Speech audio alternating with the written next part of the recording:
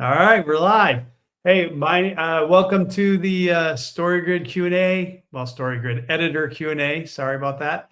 My name is Randy Surles. I'm a prior military Green Beret and Ranger. Been doing the editing gig for about 10 years now. Editor, ghostwriter, book coach, and I got my friend here, Dan. Go ahead, Dan. Introduce yourself. Hey, Randy, thanks for having me again. I'm Dan, retired Green Beret as well, and I'm an author. So I'm the writing side of the writer-editor team here. And, we're looking forward to talking to you people today that are interested in either writing about the military or they're military people who are looking to get into writing to help share some of the best and worst practices that we've seen. So I've learned a lot, mostly failure-based, figuring things out. Randy's got, a pretty solid business going doing editing too, and we think we get a little bit of information to share on people who want to write. I think I want to start this with we kind of talked about it a little bit, but like your Kickstarter's over for the Whale and Kraken, and like how was that whole experience for you? And what did it? I mean, if you want to give details, like hey, how much time did you put into it? How much money did you get out of it? What's the headaches of it? Yeah, absolutely. So I've given this a lot of thought because obviously there's a lot of ways you can launch your book, right? You could do a Kickstarter, you can do an early launch on Amazon, you could just roll it out there and give it a go. You could try and do something more local with a big event. And this is my first time to try a Kickstarter. And so I would say the key takeaways for me, if I was going to do like the sustains and improves, one, it was definitely a more profitable way to launch a book. So straight up, it generated 125% of my publishing goal. I set the publishing goal pretty low at $2,000, which was going to be exactly what it cost me to actually get this book out and have enough stock at my house that I could do local sales. This exceeded that. And so far it has been quite painless. Kickstarter was pretty easy to work with. I had to put some work in up front on design in terms of like a video and a production page. But honestly, since most of that was derivative content off the book anyway, it wasn't terribly difficult. Like I used a lot of art that was already in the book. I used a lot of, ideas and text from the book. And so let's say five hours, if you knew what you were doing, a little less, but I had to kind of stumble through it because it was the first time. So probably 5 hours of work, and it created a launch. And the launch went fine. Downside to it, the biggest improve I would say for Kickstarter launch is it directly detracted from my launch sales on Amazon, right? Because a lot of the people who would have bought a copy on Amazon, as early adopters or as pre-purchasers that would have driven up those day one sales, obviously they didn't because they bought it on Kickstarter. Also, it's a little weird to do the launch on Amazon until you finish your Kickstarter deliveries. And so it kind of forces you to either delay the delivery or to kind of launch it simultaneously, which to me was a little weird for the people who supported the book should probably get it first. And so I delayed it at least until, the first people who ordered the basic hardback got their copies, and then I launched after that. But yeah, the sales are doing okay, but the initial launch was much worse than the book that I launched on Amazon originally, just no Kickstarter involved, because again, a lot of that support that I kind of counted on to launch the other book wasn't there because it already got used up on the Kickstarter. And so going forward, looking at those two things, I think that my next book I will not kickstart for that exact reason, because I think the upfront sales on Amazon are more useful in terms of building out initial reviews and getting that first spike of sales that kind of drives you up in the ratings on whatever your selected category are. But if you were for some reason not pushing for Amazon sales as your primary venue, like you were just going to do this mostly as a local thing and you didn't really care about Amazon sales much, I think the Kickstarter is probably a better way to do it, because you do get more of the revenue up front. It does help you drive up that stock. You can build that stock at your house that you can use for local events. And it was just fun. Like, it was actually fun. So that's my key takeaways and improves on Kickstarter. But what questions do you have? Anything I missed there? I got some. I don't have questions. I have some ideas though. So I would say this seems like this book was, a project of passion and also pretty low cost to make. Is that pretty much correct?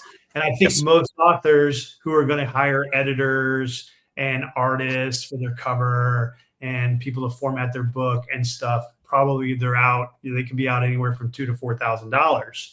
So having that and having that the Kickstarter pay that back, because whether you made the sales on Amazon or not to boost Amazon, you know, you don't have to sell on Amazon to get people to comment. You just have to get them to get on there and give you a rating, which is hard, right? But even if they buy it, they might not give you a rating. So to me, the problem is getting them to rate you. So if you made a couple thousand on Kickstarter, hopefully you'd make 3,000 or 4,000 if you're an author, so you can pay back all the initial investment, right? Because you're getting like almost 100% of the profit, right? Minus some Kickstarter stuff, depending on how you priced it. Which if Amazon's going to take at least 30 of your digital, 40 of your print, so you're making a lot less of the profit. So if you made 2,000, you may be 1,500 or something for Amazon or something like that. So how do you get people to rate you? Well, I just watched a podcast with a young lady. Her name's Heather, and she has one called Speculative Fiction. I'm gonna bung it up again. Speculative Fiction Made Simple or something like. Let me pull it up. I don't want to get it wrong because I just talked to her a minute ago and I got it wrong right in front of her as I was trying to as it, and that wasn't very fun. So speculative fiction library, speculative fiction made simple, something like that. Creative pen. Of course, it's not in the first 10 because I got so much junk that I subscribe to. Oh gosh, it's brutal. Yes, brutal. Speculative fiction writing made simple. And she introduced this. She interviewed this guy. His last name is Barker. His first name was JD Barker. So this guy had some weird job, and then he got into like book doctoring, kind of what I do, like developmental editing. He'd read books and give them feedback on how to make them better. And then he started ghostwriting for Patterson, James Patterson. James Patterson, saw some of his writing, said, "Hey, we should work together." And he's like, I usually plot with 30 pages of outline before I write. I collaborate. He's like, I don't plot, I just write. And he's like, well, I guess we're not going to work together. And then he wrote him back later and said, let's try it your way. So let's do that. So what they did is they each wrote a chapter and sent it to him. Then he wrote a chapter that upped the stakes and sent it to him. And then they wrote back and forth. And then they published that book. Did all right, but it took a while. And he's like, okay, that was good. Let you try it my way. Let's plan the book out, 30-page outline together. You write the book. And he's like, okay, least I can do is try it your way. And he plans the book. He writes the book in like 2.5 months and publishes it.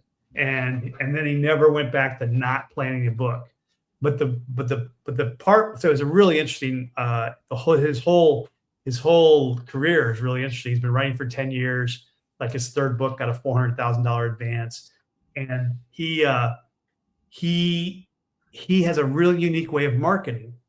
So his first book, he sent out like 100 query letters, but he sent the same letter to each agency, which is not, you can't do that. You have to read their specifications and see what they want. Some of them want 10 pages. Some of them want the first chapter. Some of them want it in Word. Some of them want it in some other thing.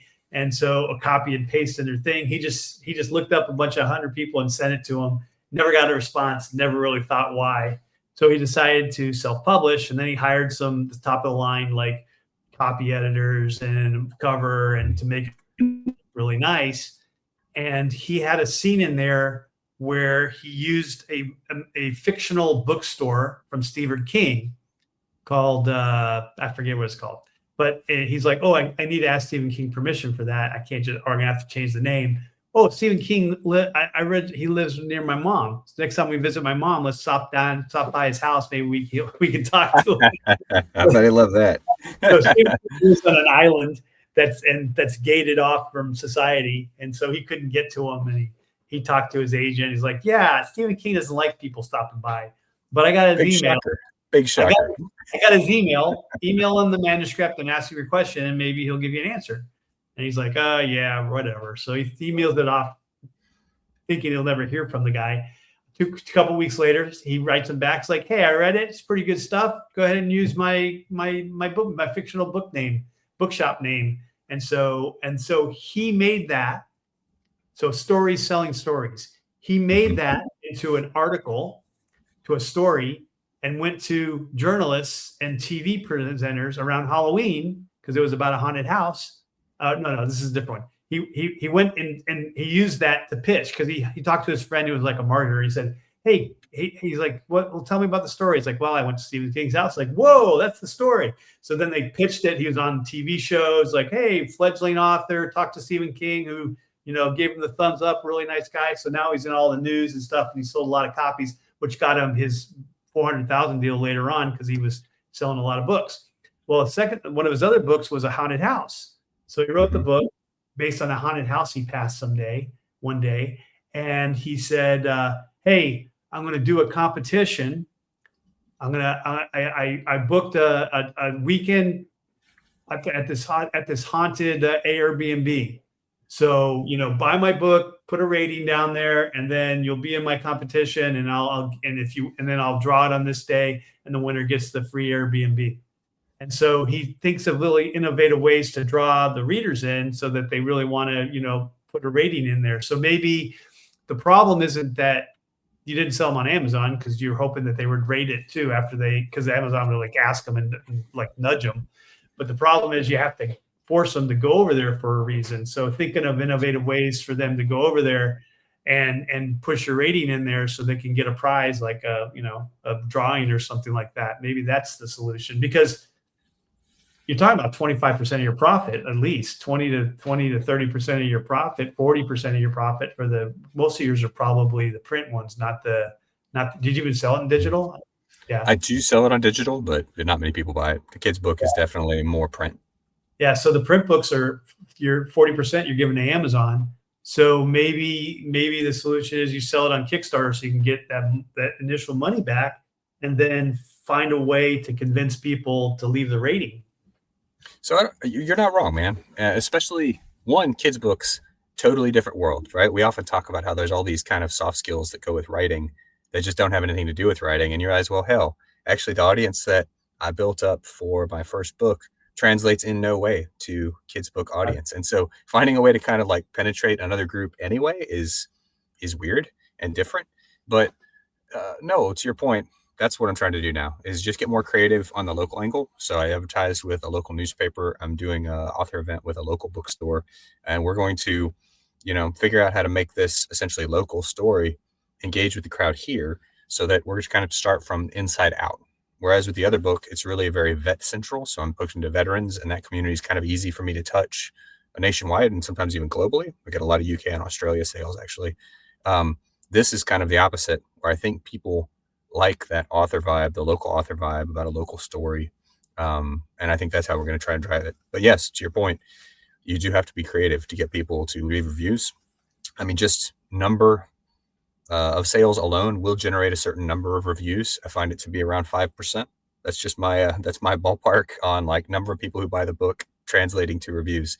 But if you can get a higher percentage through one, personal relationships, always nice. Two, just something that's more engaging, like you're describing, then absolutely value added.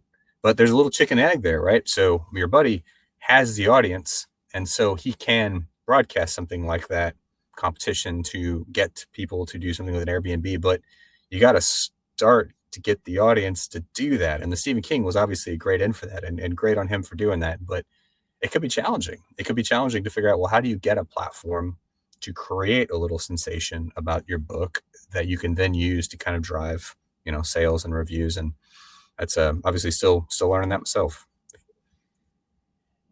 Yeah, no, I mean, and then it comes down to, did you do it to make money in the short term or the long term? Because, you have both your books are selling over the long term, but a lot of books don't. A lot of books are sell out the gate, and then they die off because, the authors aren't promoting them as much or so whatever. And so if you just want to make that quick couple thousand, and then write your next book. And then hopefully you're getting more and more audience every time too, that you're on a newsletter or on your Instagram or whatever, and you can throw it out there on LinkedIn and say, hey, I got a new book, and you like my last book? This is the third book in the series. And then you can hopefully that'll turn into returns as well. Yeah, You're right. That's the play though, and series. I mean, you've said it before, we've talked about it before, but series are absolutely critical to kind of building on that momentum. And that's with both of these titles. My next two planned books are going to build on the two series respectively, because I think that's a good way to do what you're talking about, which is to take the short term and then kind of move it into the long term, but you actually drive the sales of your first book by releasing a second in the series. And so that momentum, I think, can be powerful. But we'll see how it works. That's the book that's coming out next month will be in the same series as the one last year. So I hope that it has kind of a compounding effect, but we'll see. I mean, I think a lot of authors that I follow are using their platform, like with their first book and second book or third book that they had out, and then they're they're trying to get 100% of the profits from Kickstarter up front before it goes to Amazon, and it goes down 40%, and they assume that it'll be a long sell. But of course, Amazon's not pushing it. So you're going to have, then they just assume they're going to have to pay for advertising at some point, Amazon or Facebook or something like that. And so when they get there, they're going to reach all the people that weren't going to buy they weren't going to buy it in the first place because they didn't know about it, because they're not on your social medias. They're not on your newsletter. They didn't know anything about your first book. So the Kickstarter is just taking in from the 5,000 people that bought your first book, ideally in your ideal world, right? And so, like, I met this author at an authors conference or a writing conference, and that's what he does. He has 5,000, and they buy his book on Kickstarter to get like signed copies or whatever because they're fans, and so they're paying a little bit more than what he would sell it for on Amazon, but he's getting 100% of the profit. And so he's getting like whatever, $10 a book times 5,000. He's like 50,000. He writes 2 books a year, I think, on his little detective series. So, I mean, that's it, right? So I've moved more into direct sales, which takes a little bit of work to figure out how to basically do print on demand, unless you want to be in the business of keeping lots of books in your garage and shipping them individually to people, which is a fine model, but it's kind of labor intensive. And even that gets back to like, well, are you doing this as a job, or are you doing this as a side hustle that you hope to make a job? Because the more time you have, I would say the more of your profit you can recoup. But it takes time. It takes time to in storage and space and doing all that. And the downside to the upside to Amazon is that even with the direct sales option available on my website, I keep a "if you prefer Amazon" button on there, because there are people who are just kind of suspicious about going through an independent website. And the reality is that most of the sales off my website still go through Amazon, because in the end, it's just that much easier for people to say, I want to buy it through Amazon. Are you an Amazon? Turn that down. Are you an Amazon affiliate?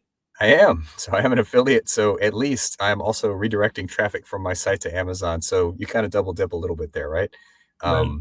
But to your point, Amazon, it's funny. Like it's a little misleading when they say, well, you get 70% royalties. You get 70% royalties, sort of. You get 70% royalties after print costs, handling costs, and listing costs. And what that really translates to is a $12.99 book, I see about $2, and a $1.99 ebook, I see, let's say 60, 70 cents per go. I think a $4 ebook gets me about $1.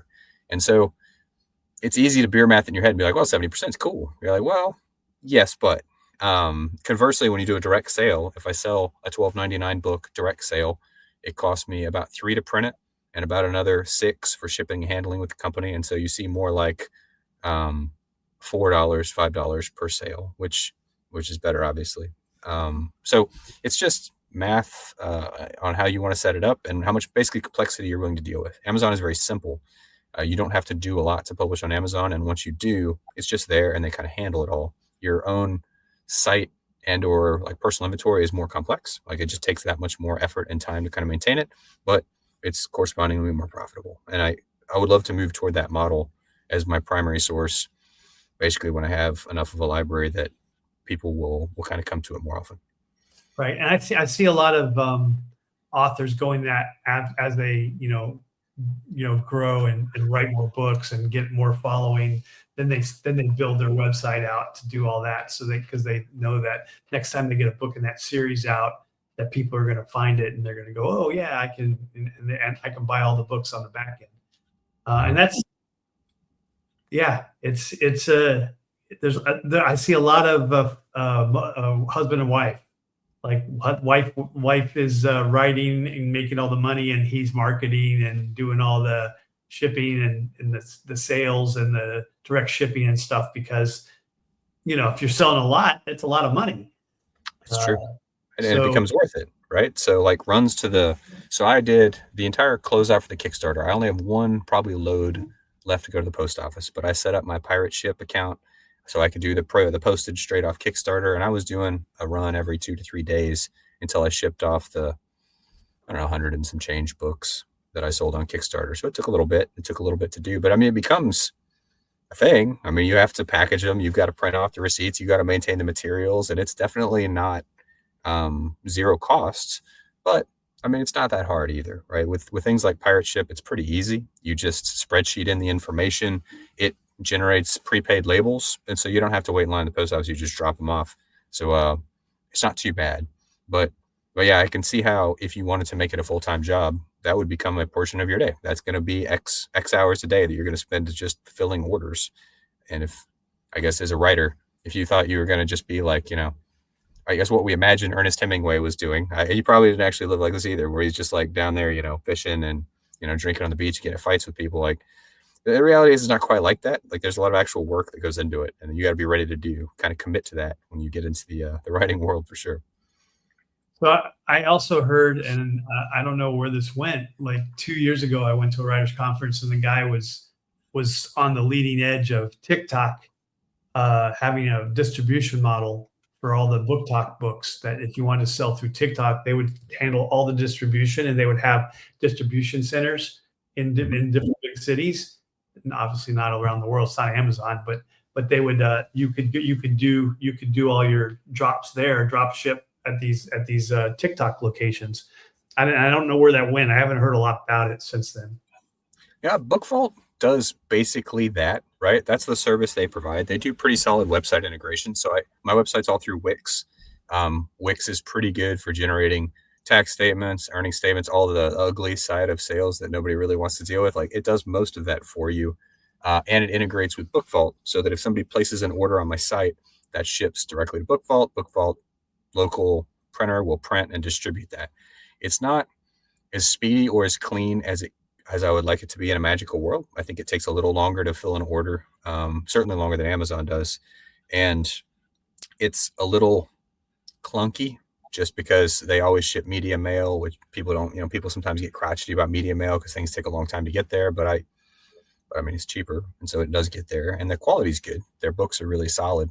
And so it's not a perfect solution, but I found it to be a good hybrid between, well, I don't want everything to be on Amazon, and I also don't want to just have 300 books in my garage that I'm going to have to just deal with shipping all the time because I got 5 kids and a job. So there are services out there, to your point, that are super good and actually do it well.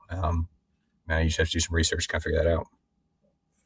Yeah, it is helpful if it's a family business, though. I mean, people when one person's making the money off the writing, and if everyone else wants to jump on board, I've seen that work really well. I'm working with a couple right now with my internship. She's a JAG lawyer, and I think he quit his job to write full time, and she's going to get out pretty soon. And so they went through my internship. They're going through my internship, and they're really excited about working on this and doing full time writing together and supporting each other and everything like that. So it's pretty cool. I mean, it's kind of like property management, where it can just be a business unto itself. But I think writing is inherently a little trickier because you just have to have something good enough people are willing to buy. And then not only that, but there's so much good out there and also so much bad that you have to find a way to get people to actually buy it. And it's challenging. I'm not gonna lie. It's a totally different mindset than anything I've dealt with before. And so the finding a way to get your book into the hand of an interested customer is difficult. And it's the thing I probably have to work on the most. Cool. Yeah. So, well, moving on from Kickstarter, uh, I don't know. I don't have any other topics right now. Do you got anything off the top of your head you want to talk about? You want to talk about your other book that you're putting together and the work it takes after the edit comes in?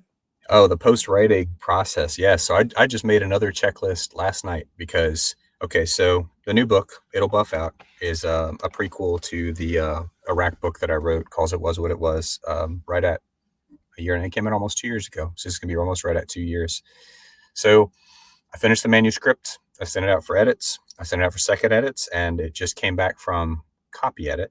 And so now it is a polished manuscript. There's very little else that needs to be done. My wife has one more letter. It's got letters from my wife in it. She has one more letter to produce. And then once that's done, that'll go in the book. And then it's done, right? You're like, yay, book complete, edits complete. She's ready to go, right? And you're like, slow down.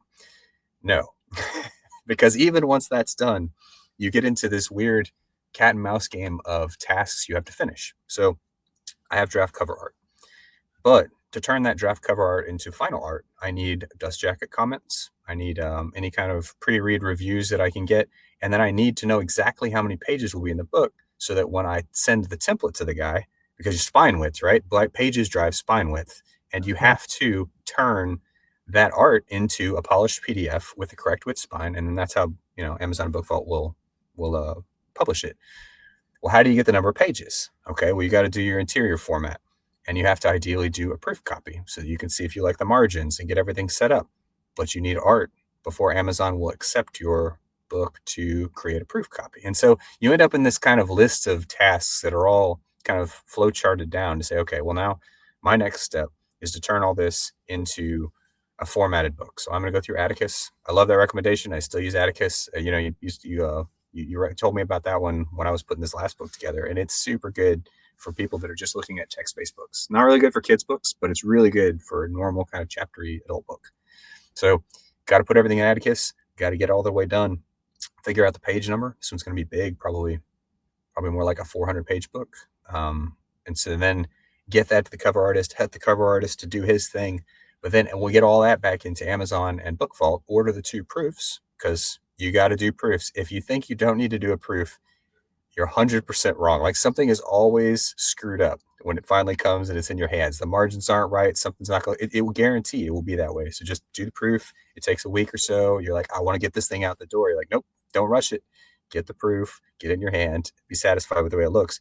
And even then, you can schedule your pre-release on Amazon. So once all that's done, you could probably schedule it before that. I'm not a risk taker that way. I would not want to be in a position where I had a release date to meet and had work that had not been done, because shit goes wrong.